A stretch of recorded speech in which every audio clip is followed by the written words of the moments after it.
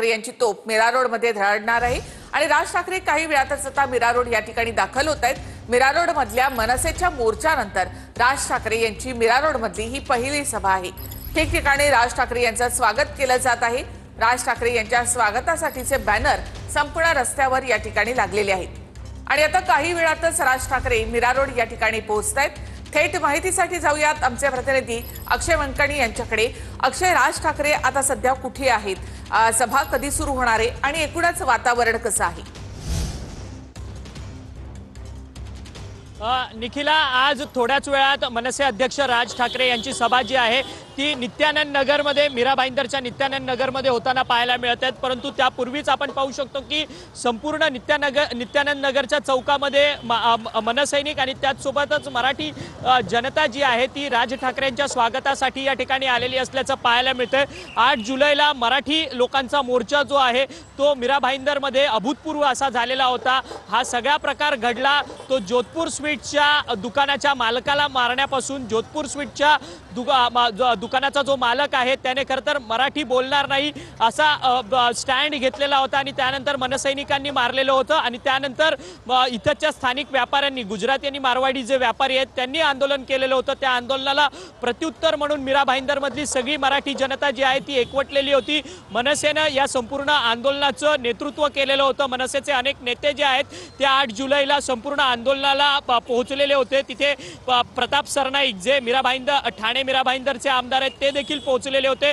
परंतु त्या आंदोलनातून प्रताप सरनाईक निघालेले पाहायला मिळालेलं होतं आणि या सगळ्या राड्यानंतर आता मात्र राज ठाकरेंची तोफ जी आहे ती मीरा रोडमध्ये थोड्याच वेळात धडाडणार आहेत। राज ठाकरेंचा ताफा जो आहे तो जोगेश्वरी ओलांडलेला आहे आणि थोड्याच वेळात राज ठाकरेंचं आगमन जे आहे ते मीरा रोड परिसरामध्ये होणार आहे आणि नित्यानंद चौकामधली ही गर्दी जी आहे ती आपल्याला या ठिकाणी पाहायला मिळते। ढोल ताशांचा गजरात राज ठाकरेंचे स्वागत या ठिकाणी होणार आहे। मीरा भाईंदरच्या प्रत्येक चौकात राज ठाकरेंच्या स्वागताचे बॅनर होर्डिंग्स लावलेले या ठिकाणी पाहायला मिळत आहेत। आज नित्यानंद नगरमध्ये मनसेच्या शाखेचं उद्घाटन आहे, त्यामुळे आज राज ठाकरेंची तोफ जी आहे ती मीरा रोड मध्ये धडकते। त्यामुळे आज राज ठाकरे आपल्या भाषणांमधून कोणाला टार्गेट करणार हे देखील पाहणं तितकंच महत्त्वाचं ठरणार आहे।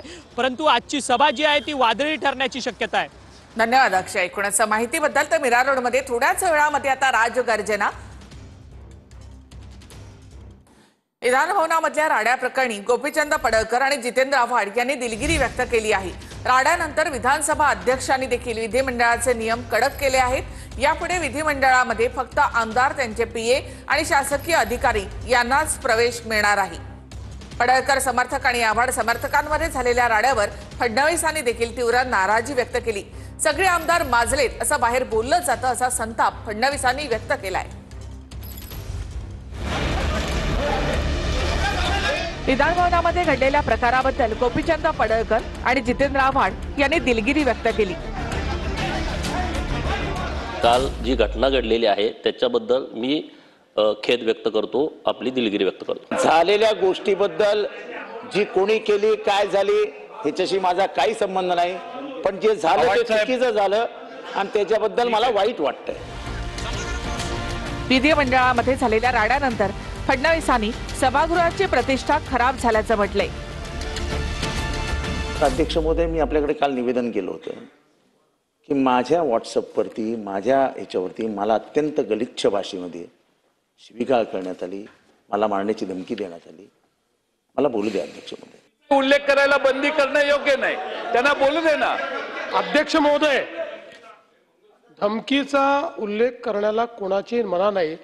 जयंतराव कुठेतरी, हे बघा जयंतराव, एका गोष्टीत आपण एक लक्षात ठेवा, फार सिनियर आहात आपण हे लक्षात घेतलं, ही प्रतिष्ठा काही कोणा व्यक्तीची नाही, इथे बसलेल्या प्रत्येकाची प्रतिष्ठा या ठिकाणी खराब झाली आहे। आज ह्या ज्या शिव्या बाहेर पडतायत त्या काही एकट्या पडळकरला किंवा यांच्या माणसाला नाही पडत आहेत, आपल्या सगळ्यांच्या नावाने या ठिकाणी बोललं जातं की हे सगळे आमदार माजले म्हणून। गोपीचंद पडळकर आणि जितेंद्र आव्हाड यांच्या कार्यकर्त्यांमध्ये झालेल्या राड्यानंतर विधिमंडळाचे नियम अतिशय कडक करण्यात आले आहेत। सुरक्षा व्यवस्थेमध्ये बदल करून आत येणारा जो व्यक्ती असेल, कुठलं ना कुठलं ओळखपत्र गळ्यात असलंच पाहिजे आणि गळ्यात ओळखपत्र नसेल तर सुरक्षा रक्षकांनी त्याला बाहेर काढलं पाहिजे। हे झाल्याशिवाय या ठिकाणी मला असं वाटतं की या गोष्टी आपण निश्चितपणे करू शकणार नाही। यापुढे विधान भवनात फक्त आमदार, त्यांचे स्वीय सहाय्यक आणि शासकीय अधिकारी यांनाच फक्त प्रवेश दिला जाईल। इतर कोणत्याही अभ्यागतांना यापुढे विधिमंडळामध्ये प्रवेश देण्यात येणार नाही। विधिमंडळामध्ये बैठका घेण्यास मंत्र्यांना सुद्धा बंदी करण्यात आली आहे। मंत्र्यांनी विधिमंडळाच्या ऐवजी मंत्रालयामधल्या दालनामध्ये बैठका घ्याव्यात अशा सूचना विधानसभा अध्यक्षांनी केल्या आहेत। अपवादात्मक परिस्थितीमध्ये अध्यक्ष आणि सभापतींची मान्यता घेतल्याशिवाय मंत्र्यांना इथे बैठका घेता येणार नाहीत। ऋषी उर्फ सर्जेराव बबन टकले यांच्यावर 6 गुन्हे आहेत आणि नितीन हिंदूराव देशमुख यांच्याविरुद्ध 8 गुन्हे आहेत।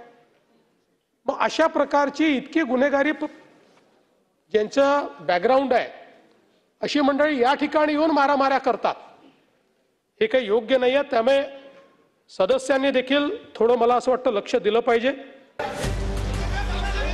आव्हाडांचे कार्यकर्ते आणि पडळकर यांचे कार्यकर्ते यांच्यामध्ये झालेल्या मारामारीची एका कमिटीमार्फत चौकशी करण्यात येणार आहे। मारामारी प्रकरणाचा निर्णय पुढच्या 1 आठवड्यामध्ये केला जाईल। नीतिमूल्य कमिटी स्थापून त्याचा निर्णय घेण्यात येणार आहे। नितीन देशमुख, सर्जेराव टकले याचं वर्तन सभागृहाची प्रतिष्ठा मलिन करणार आहे। दोघांनी विशेषाधिकाराचा भंग आणि अवमान केला आहे। दोघांच्या विरोधात चौकशी करून विशेषाधिकार भंग आणि अवमानाची कारवाई करण्यात येणार आहे। यासाठी हे प्रकरण विधानसभा विशेष अधिकाऱ्यांच्या समितीकडे सुपूर्द करण्यात आले।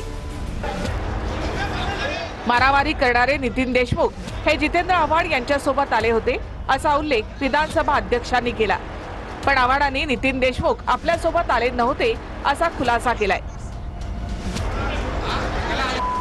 श्री जितेंद्र आव्हाड यांच्याबरोबर आलेले अभ्यंगत श्री नितीन हिंदूराव देशमुख तर सभागृहात येताना मी दररोज एकटाच येतो। माझ्याबरोबर मी कधीही कोणाला आणत नाही। माझ्या मागे फक्त माझा पीए चालत असतो, त्याच्याशिवाय माझ्याबरोबर कोणीही नसतं। मी कधीही कोणाच्या पासवर सही करत नाही आणि कोणाला पासही इश्यू करत नाही। त्याच्यामुळे रेकॉर्डवर चुकीचं येऊ नये की नितीन देशमुख यांना मी घेऊन आलो होतो। सुरक्षा रक्षकांकडनं जे इकडे जबाबदार लोक असतात त्यांच्याकडनं मी एक पूर्ण दिवस घेऊन मी कालच या विषयावर बोलू शकलो असतो। त्यांनी चौकशी केली। जो व्यक्ती ताब्यात घेतलेला त्यांनी स्वतःनी कबुली दिलेली आहे की मी आमदारांसोबत आत आलो। मी याला सत्तेचं माझं कारण म्हणतोय, सत्तेचा आलेला माज आहे। मग कुठे बॉक्सिंग होते, कुठे नवीन एक गँग आलेली आहे, चड्डी बनियन गँग, तिचे प्रताप आपण पाहतो आहोत। उघडलेले खोके बघतो आहोत। त्याच्यानंतर काल विधिमंडळाच्या आवारात झालेली हाणामारी आपण पाहिली।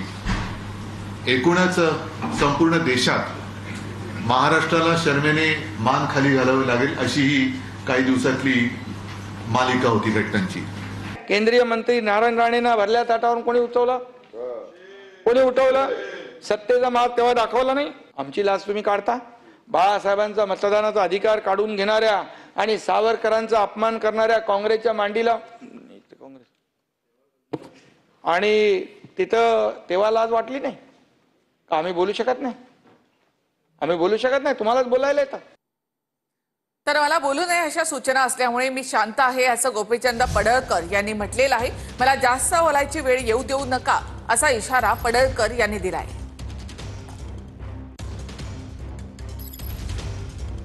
जिनके ऊपर मामला दर्ज था उनको भी बुलाया गया। जास्त बोलायची वेळ येऊ देऊ नये, मी शांत आहे याचा अर्थ असा कुणी घेऊ नये।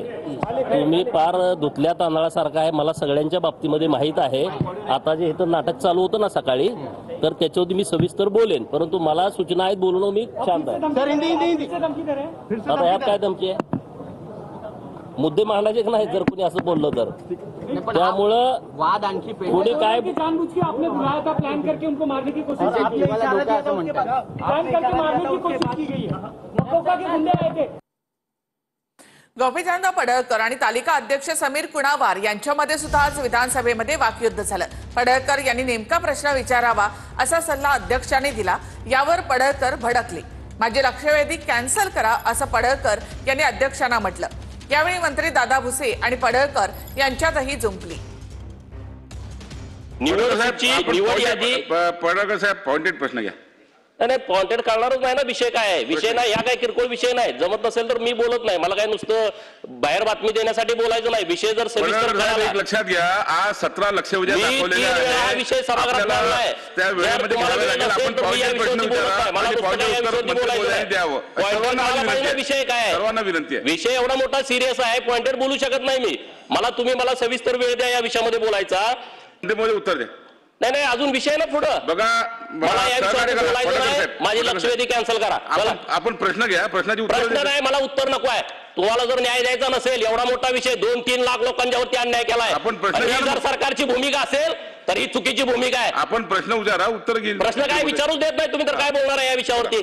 काय कळालं तुम्हाला या विषयामध्ये? अध्यक्ष महोदय, सन्माननीय पडळकर साहेब, विषयाचं गांभीर्य लक्षात घेऊन वास्तविक वेळेवर तुम्ही उपस्थित नव्हते.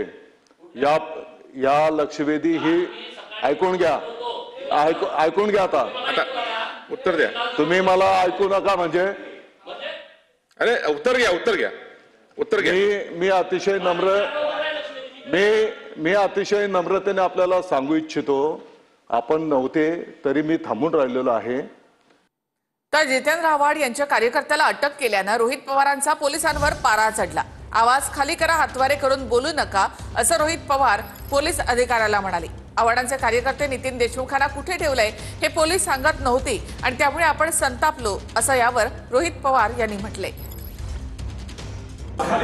आवाज खाली हात वर केला तर सांगतो तुम्हाला, शहाणपणा करू नका. बोलता येत नसेल तर बोलायचं नाही, कळलं का? चला बाहेर तुम्ही तिथे. आमदारावर आवाज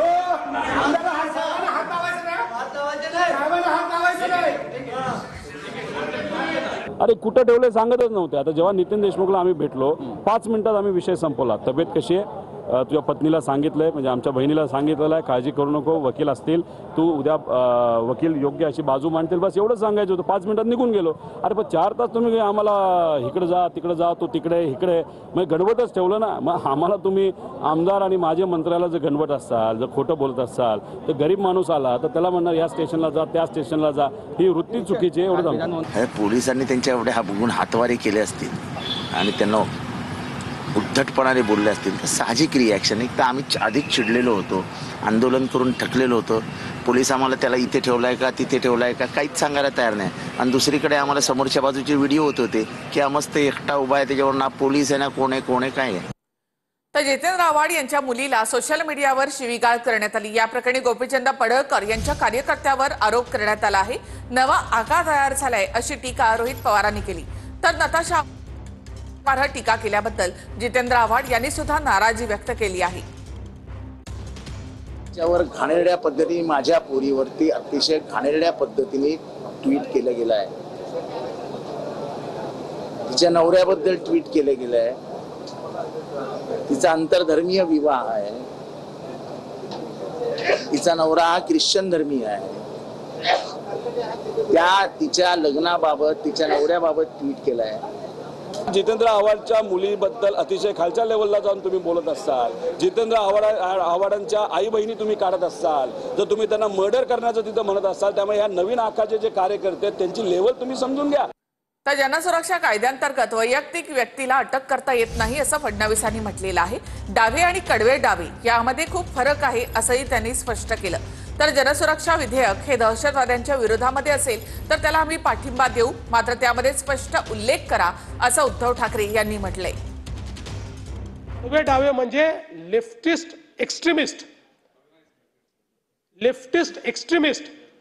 त्यामुळे डावे आणि कडवे डावे याच्यात हे अंतर करण्यात आलेलं आहे. अराजक तयार करण्याचा जे प्रयत्न करतायत अशा संघटनांना बॅन करणे आणि मग बॅन संघटनेचं जो काम करतोय त्याच्यावर कारवाई करण्याकरता या कायद्यामध्ये इंडिव्हिज्युअल व्यक्तीला अरेस्ट करताच येत नाही. पूर्णपणे लोकशाहीची तत्व आणि भारतरत्न डॉक्टर बाबासाहेब आंबेडकरांचं संविधान पाळून तयार करण्यात आलेला हा कायदा. या कायद्याच्या माध्यमातून कोणावरही चुकीची कारवाई ही करण्यात येणार नाही. कडवे डावे मग काल मारामारी केली ते कोण होते?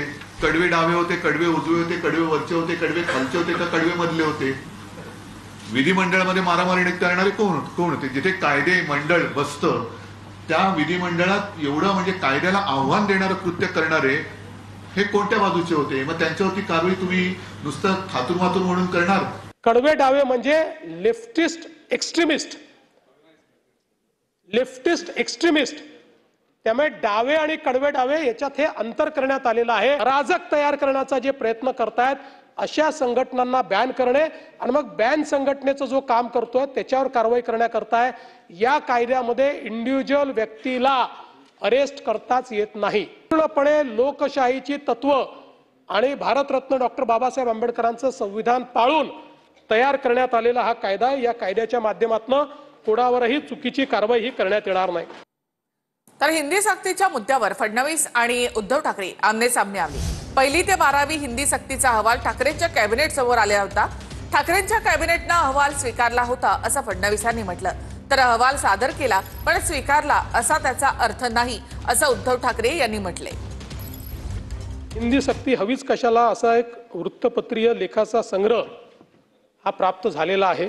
1ली ते 12वी आणि भाषेच्या उपसमितीमध्ये नुसते एक्सपर्ट नव्हते.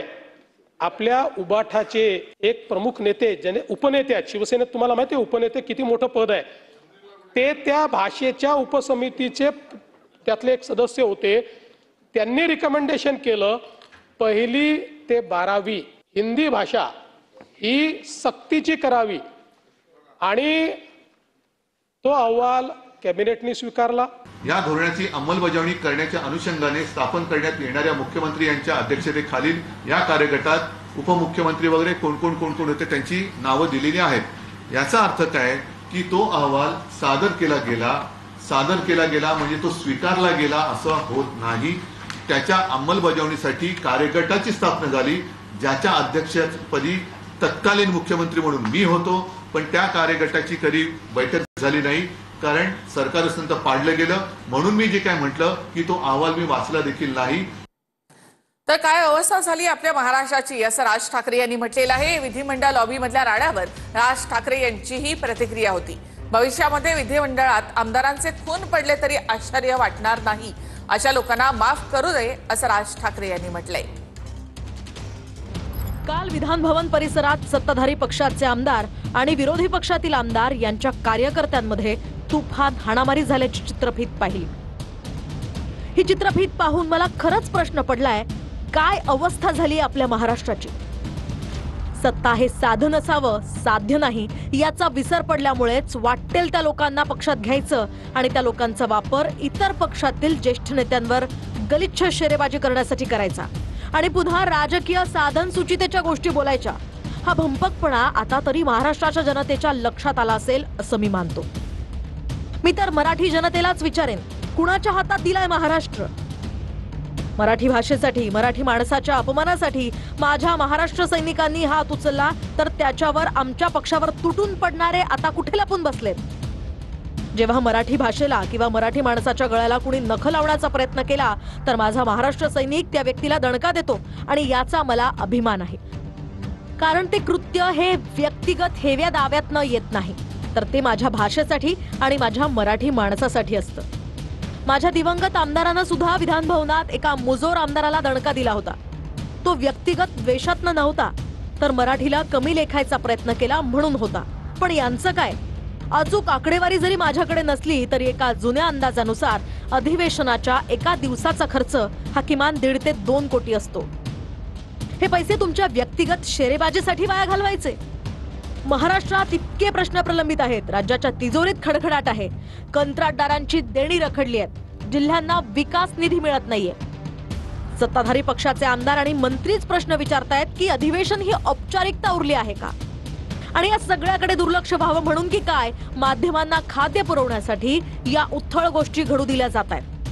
आज अशा लोकांना जर माफ केलं गेलं तर यापुढे हे प्रमाण मानून भविष्यात विधान भवनात आमदारांचे खून पडले तरी आश्चर्य वाटणार नाही. माध्यमांमध्ये जे काही थोडे सुज्ञ आवाज उरलेत त्यांना विनंती आहे की या भंपक प्रकरणांमध्ये तुम्हाला कितीही गुंतवायचा प्रयत्न झाला तरी त्यात अडकू नका. आणि आता थोड्याच वेळामध्ये राज ठाकरे यांची तोफ मीरा रोड या ठिकाणी धडाडणार आहे. काही वेळातच राज ठाकरे आता मीरा रोडमध्ये पोहोचतायत. मीरा रोडमधील मनसेच्या मोर्चानंतर राज ठाकरे यांची मीरा रोडमधली ही पहिली सभा आहे. ठिकठिकाणी राज ठाकरे यांचं स्वागत केलं जाते. राज ठाकरे यांच्यावर जेसीबीनं फुलांची उधळण केली जाणार आहे. मीरा रोडमधली ही दृश्य आपण या ठिकाणी पाहतोय. यासाठी 2 जेसीबी या ठिकाणी आणण्यात आले. त्यामधून राज ठाकरे यांच्यावर फुलांची उधळण केली जाणार आहे. त्या मीरा रोडमध्ये आज राज ठाकरे यांची ही सभा होते. मराठीच्या मुद्द्यावरून सुरू झालेलं हे आंदोलन, त्यानंतर राज ठाकरे आज आपली कोणती भूमिका म्हणतात हे पाहणं खूप महत्त्वाचं असेल. याआधी उद्धव ठाकरे राज ठाकरे एकाच मंचावर आल्यानंतर ठाकरे बंधूंच्या मिलनानंतर राज ठाकरे यांनी तिथे मराठीचा मुद्दा मांडलेला होता. त्यानंतर सातत्यानं मनसेकडनं या संदर्भात आंदोलनं करण्यात आली होती. तर मीरा रोडमध्ये आपण जाणार आहोत. तोपर्यंत वळूयात पुढल्या बातम्यांकडे. तर ना हनी ना ट्रॅप, नाशिक मधलं हनी ट्रॅपचं प्रकरण हे फडणवीसांनी फेटाळलेलं आहे. नाशिकचा हॉटेल मालक हा काँग्रेसचा स्थानिक अध्यक्ष आहे असं फडणवीस म्हणाले. नाशिक मधला हॉटेल मालक भाजपमध्ये गेला होता असं नाना पटोले यांनी उत्तर दिलंय. एका महिलेने तक्रार केली आणि त्यानंतर त्यांनी ती तक्रार परतही घेतली. एका उपजिल्हाधिकाऱ्याच्या संदर्भात अशा प्रकारची तक्रार होती. आणि आपण म्हणजे आता मला काही राजकीय पॉलिटिसाइज करायचं नाही, पण आपण सातत्याने व्यक्तीचा, हॉटेलचा, हॉटेल मालकाचा उल्लेख करताय. ती व्यक्ती काँग्रेसचा अध्यक्ष आहे, काँग्रेस पार्टीचा अध्यक्ष आहे. हा नाही नाही, पहिले त्याच्यावर इलेक्शन लढले आहे. इलेक्शनला आहे बा. नाही नाही, हे पंजाब त्या सरकारमध्ये काँग्रेसचेच खूप लोक सत्तेमध्ये आलेले आहेत. एकाला विकत घेऊन काय प्रलोभन देऊन हे लोकांनी घेऊन गेलेले आहेत. त्यामुळे आता हे सगळे लोक आहेत. उद्या यांनी बदमाशी केली तर तो जुना बोर्ड दाखवणार आहे की देवेंद्र फडणवीस. त्यामुळे जो होता 25 वर्षाच्या पहिले काँग्रेसमध्ये होता, आता तो यांच्याच काळामध्ये आता 3 हॉटेल त्यांनी बांधलेत. यांच्याच आशीर्वादाने ते पुढे चाललेलं आहे.